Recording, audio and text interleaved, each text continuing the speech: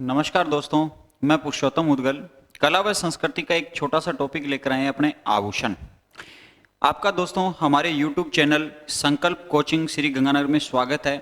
और अपने topic start करने से पहले आप हमारे चैनल को YouTube चैनल को सब्सक्राइब करें, लाइक करें, कमेंट करें और शेयर करें ताकि और भी विद्यार्थी जो हैं इस वीडियो को देखकर लाभ प्राप्त कर सकें। और हमारे बेल आइकन बटन को दबाना न भूलें ताकि क्या है कि नया आने वाला जो वीडियो आपको मिल सके, उसका नोटिफिकेशन आपको मिल सके। चलिए आज का टॉपिक अपने स्टार्ट करते हैं, आभूषण।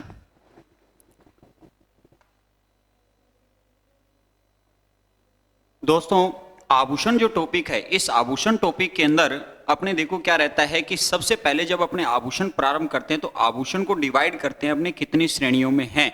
तो आभूषण ध्यान रखना कि एक तो अपने यानी कि महिलाओं के द्वारा यानी कि आभूषण पहना जाता है और एक यानी कि अपने पुरुषों के द्वारा यानी कि आभूषण पहना जाता है। तो पुरुषों के और महिलाओं के यानी कि अपने दो प्रकार के जो आभूषण हैं इनको अपने पढ़ेंगे। अब अपने देखो विद्यार्थियों क्या रहता है कि अपने आभूषण जो है, इन आभूषण को पहनने का जो क्रम है अपने एग्जामों के अंदर यानी कि क्या पूछा जा रहा है, अपने एग्जाम के अंदर ये पूछा जा रहा है कि आभूषण पहनने का क्रम पूछा जा रहा है। तो अपने को आभूषण पहनने का जो क्रम है वो अपने को देखो किस प्रकार से ध्यान रखना है कि अपने एक लड़की का जो है ये अपने देखो इस प्रकार से एक चित्र बनाते हैं जिससे अपने को क्या है कि आभूषण जो है, इस आभूषण पहनने का जो क्रम है वो अपना सेट होगा। आभूषण अपने को किस प्रकार से और किन किन भागों पर यानी कि पहने जाते हैं तो ये अपने यानी कि इस चित्र के माध्यम से अपने यानी कि देखेंगे।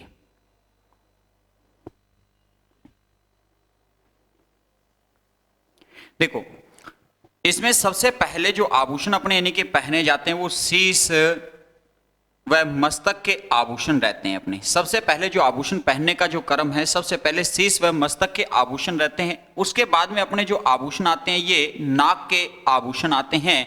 उसके बाद में अपने जो आभूषण आते हैं वो कान के आभूषण हैं। और उसके बाद में अपने आभूषण आते हैं दांत के आभूषण हैं।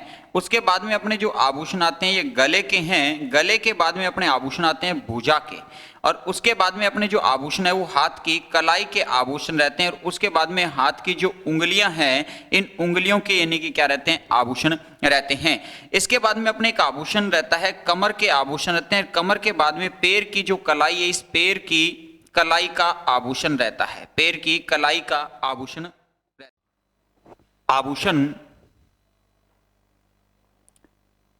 देखो आभूषण जो है, आभूषण अपने यानी कि दो प्रकार के रहते हैं। एक अपने आभूषण महिलाओं के आभूषण और एक अपने रहते हैं पुरुषों के आभूषण।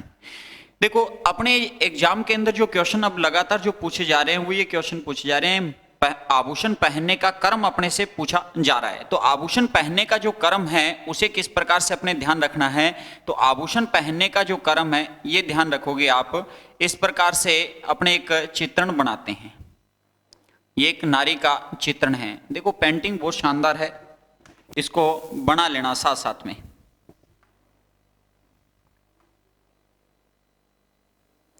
आभूषण का जो क्रम रहता है अपने पहनने का वो क्या रहता है वो देखोगे। देखो सबसे पहले जो आभूषण आते हैं ये शीश के आभूषण आते हैं। शीश व मस्तक के आभूषण रहते हैं। शीश व मस्तक के बाद में अपने जो आभूषण रहते हैं वो नाक के आभूषण रहते हैं। नाक के बाद में अपने जो आभूषण आते हैं ये कान के आभूषण आते हैं। कान के बाद अपने आभूषण जो है ये दांत के आभूषण हैं। दांत के बाद में अपने जो आभूषण रहते हैं ये गले के हैं। गले के बाद में अपने आभूषण का क्रम आता है भुजा का। भुजा के बाद में हाथ की जो कलाई रहती है इस कलाई का आभूषण रहता है। और उसके बाद में अपने हाथ की जो उंगलियां हैं इन उंगलियों का आभूषण रहता है। इसके बाद में अपने देखो कमर के आभूषण रहते हैं। कमर के बाद में पैर की जो कलाई रहती है, पैर की कलाई, पैर की कलाई का आभूषण और उसके बाद में पैर की उंगलियों के आभूषण। तो आभूषण पहनने का जो क्रम है वो अपने दोस्तों ये रहता है, जिसमें सबसे पहले शीश के आभूषण, शीश के बाद में नाक के बाद में कान के बाद में दांत के बाद में गले के बाद में भुजा के बाद में कलाई के, और कलाई के बाद में उंगलियों के बाद में कमर के बाद में पैर की कलाई के, और सबसे लास्ट में अपने पैर की उंगलियों के आभूषण रहते हैं। देखो दोस्तों, अगर अपने कहीं कंफ्यूज होते हैं तो वो सिर्फ इसमें होते हैं कंफ्यूज, नाक और कान में। तो अपने ध्यान रखना है कि जब अपने यानी कि शीश से लेकर पैर की तरफ यानी कि अगर आभूषण पूछे जाते हैं तो सबसे पहले अपने यानी कि कौन से आभूषण आएंगे, नाक के आभूषण आएंगे। ठीक है, नाक के आभूषण सबसे पहले आएंगे। लेकिन अगर अपने को यह कह दिया जाए कि पैर की तरफ से सिर की तरफ अगर आभूषण का क्रम पूछ लिया जाता है, मतलब पहले पैर का पूछ लिया फिर कमर का, इस प्रकार से अगर अपने को आभूषण पूछा जाता है तो पहले कौन सा आभूषण आ जाएगा, फिर कान का आभूषण आएगा और उसके बाद में नाक का आभूषण आता है। तो अपने अगर शीश से पैर की तरफ पूछा जाता है तो पहले नाक का आभूषण आएगा, उसके बाद में कान, और अगर पैर से शीश की तरफ पूछा जाता है तब अपने आभूषण पहले कान का होगा और उसके बाद में नाक का आभूषण होगा। आप इसका स्क्रीनशॉट ले सकते हो। नेक्स्ट अपने देखो जो आभूषण है, महिला के अपने आभूषण सबसे पहले पढ़ेंगे और इसमें सबसे पहले शीश व मस्तक के अपने आभूषण पढ़ेंगे। शीश व मस्तक के जो आभूषण याद रखने के लिए देखो इस प्रकार से एक अपने लड़की का एक बनाते, इस प्रकार से ये इसके हेयर हो चुके, बाल हो चुके हैं। यहां पर एक आभूषण धारण किया जाता है, इस आभूषण का नाम है तावीद। इस आभूषण का नाम है तावीद।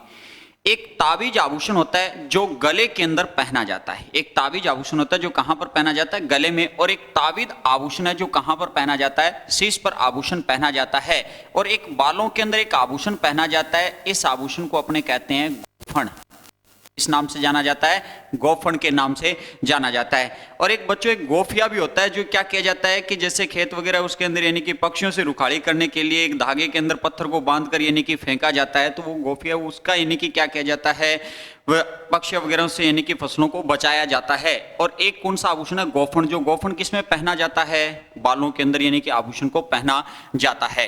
तो अपने इस लड़की का जो नाम है, ये लड़के का नाम मानकर चलते हैं कि इस लड़के का नाम क्या है, सांकली है। इस लड़के का नाम क्या है, सांकली है।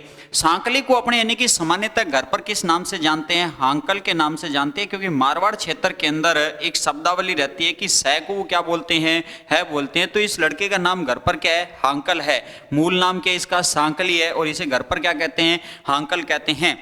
तो इस हांकल जो है या सांकली जो लड़के, इसकी विवाह लायक क्या हो चुकी है, आयु हो चुकी है। तो इसकी जो माँ है, इसकी माँ जो है ना, वो इस लड़की को कहती है कि बेटा तू शीश पर, कि बेटा तू शीश पर टिक्का टिकड़ी, तू शीश पर टिक्का टिकड़ी करके रखा कर, तू शीश पर टिक्का टिकड़ी करके रखा कर, तुझे बोर बांध कर, तुझे बोर बांध कर मोड़ बांध कर, तुझे बोर बांध कर मोड़ बांध कर गेड़ी देकर हिकना लगाकर तुझे ससुराल भेजेंगे। तो देखो ये आभूषण किस प्रकार से ध्यान रखने हैं कि ये ध्यान रखना है कि माँ इसे कहती है, बेटी को कहती है कि तू शीश पर टिक्का टिकड़ी करके रखा कर, रखना से मतलब रखड़ी, रखा कर, तुझे बोर बांध कर मोड़ बांध कर गेड़ी देकर हिकना लगाकर कहाँ भेजेंगे, ससुराल भेजेंगे। तो माँ इसे यानी कि कहती है कि तुझे अगर ससुराल भेजा जाएगा तो तुझे आभूषण वगैरह भी यानी कि दिए जाएंगे, तो तू मांग, तुझे किस प्रकार का यानी कि आभूषण चाहिए, तू मांग मतलब मांग। ठीक है, ये बेटी यानी कि जब नहीं बोली तो माँ ने दोबारा कहा कि मांग बेटा मतलब मांग टीका, मांग बेटा मतलब मांग टीका। तो जो ये लड़की है, ये लड़की यानी कि सुर में बोलती है, सुर मांग, सुर में बोलती है मतलब सुर मांग, सुर में बोली और ये कहा कि मुझे मेमंद चाहिए, मुझे क्या चाहिए, मेमंद चाहिए। किसके लिए चाहिए, श्रृंगार के लिए चाहिए, मुझे मेमन चाहिए। किसके लिए, श्रृंगार के लिए मुझे मेमन चाहिए। और श्रृंगार किसका करना है, बालों का करना है, मतलब बाला पास, बाला पास या इस आभूषण को बच्चों कहा जाता है पत्री। इस आभूषण को किस नाम से जाना जाता है, पत्री के नाम से जाना जाता है। तो माँ जो है वो इसे ये कहती है कि तू आभूषण मांग, तुझे कौन से चाहिए तो मांग। फिर दोबारा बोली माँ की मांग बेटा, तो ये लड़की बोलती है, सुर में बोलती है सुर मांग, मतलब इसने एक सुर मांग मांगी है। तो यानी कि सुर में बोलकर ये कहती है कि मुझे मेहमंद चाहिए, और मेहमंद किसके लिए चाहिए? श्रृंगार के लिए चाहिए। किस श्रृंगार के लिए? बालों के श्रृंगार के लिए। तो मतलब बालापास, बालापास को क्या कहा जाता है? पत्री और श्रृंगार पट्टी, मेहमंद, सुरमांग, मांग टीका और मांग। मांग जो आभूषण है, मांग जैसा एक आभूषण अपने यानी कि और रहता है मोर मंडली। कौन सा आभूषण रहता है? मोर मंडली आभूषण रहता है। बच्चों एक मोर फंवरिया आभूषण होता है, एक मोर फंवरिया आभूषण, और एक कौन सा है? मोर मंडली है। मोर फंवरिया जो आभूषण है वो कान का आभूषण रहता है। किसका आभूषण रहता है? कान का। जबकि मोर मंडली किसका आभूषण रहता है? शीश का आभूषण रहता है। तो ये अपने शीश के आभूषण के अंदर अपने को ध्यान रखने हैं।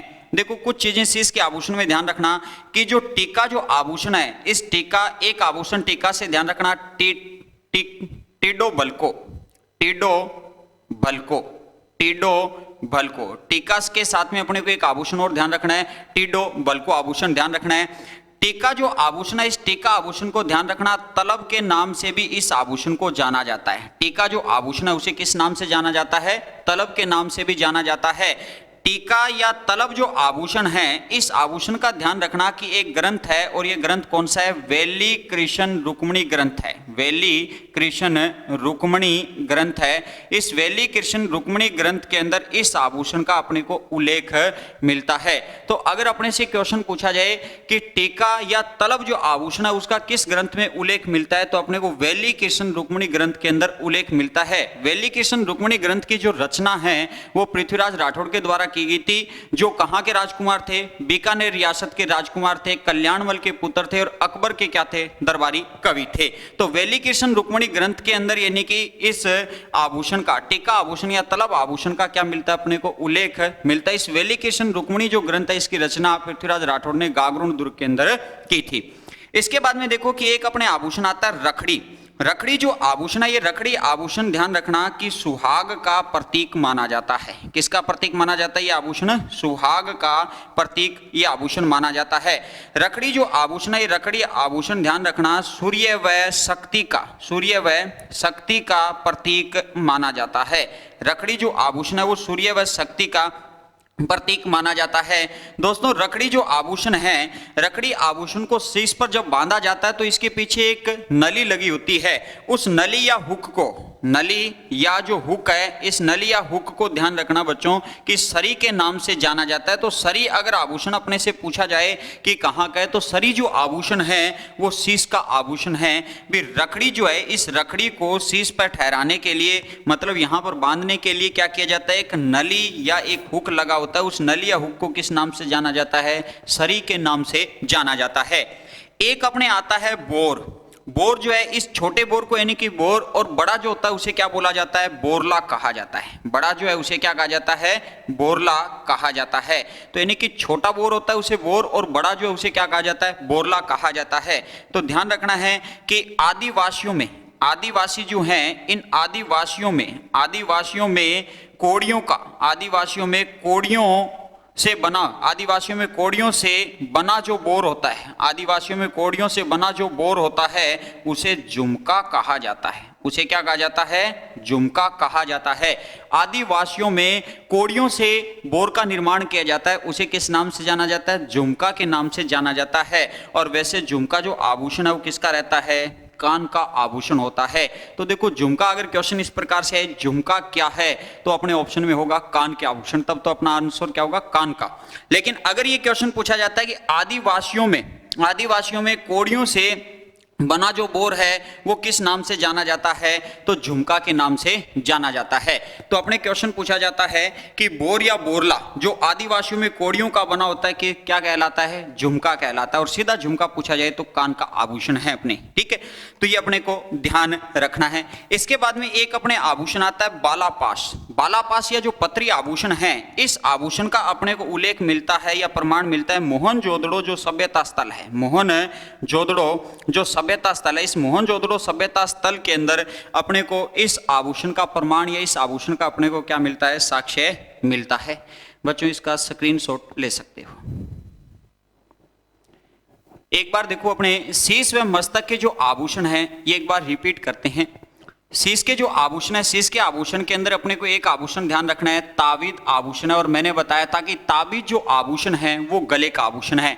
एक आभूषण अपने यानी कि बालों में पहना जाता है, ये बालों के अंदर गूंथा जाता आभूषण कौन सा रहता है? गोफन रहता है। अपने एक नेक्स्ट आभूषण अपने आता है एक सांकली, और सांकली नाम की अपने बताया था कि एक लड़की है, इसे घर पर किस नाम से जाना जाता है? हांकल के नाम से जाना जाता है। और इस सांकली या हांकल की विवाह लायक क्या हो चुके, उम्र हो चुकी है, तो इसकी माँ इसे कहती है कि बेटा तू शीश पर टिक्का टिकड़ी करके रखा कर, तू शीश पर टिक्का टिकड़ी करके रखा कर, तुझे बोर बांध कर मोड़ बांध कर गेड़ी देकर हिकना लगाकर ससुराल भेजेंगे। ठीक है, तो ये बेटी को यानी कि आवाज लगाती है, बेटी को ये कहती है कि तुझे ससुराल भेजेंगे तो तुझे आभूषण वगैरह यानी कि चाहिए, तो तू यानी कि मांग, तुझे कौन सा आभूषण चाहिए। तो जो बेटी है वो बोलती नहीं है, तो माँ ने फिर दोबारा कहा मांग बेटा, मतलब मांग टिका।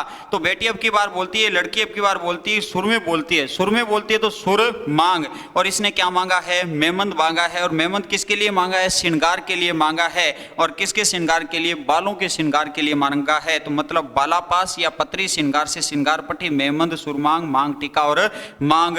और एक अपने मांग से ध्यान रखना है, मोर मंडली आभूषण है जो शीश का आभूषण है, जबकि मोर फौरिया जो आभूषण है वो कान का आभूषण अपने रहता है। मैं आशा करता हूं दोस्तों कि आज का वीडियो आपको अच्छा लगा होगा। नेक्स्ट वीडियो प्राप्त करने के लिए आप हमारे बेल आइकन बटन को प्रेस करें, ताकि क्या है कि आपको नए वीडियो का नोटिफिकेशन मिल सके। आप हमारे चैनल को लाइक करें, कमेंट करें, शेयर करें, ताकि सब्सक्राइब करें, ताकि क्या है कि अधिक से अधिक दोस्तों के पास ये वीडियो पहुंच सके। धन्यवाद।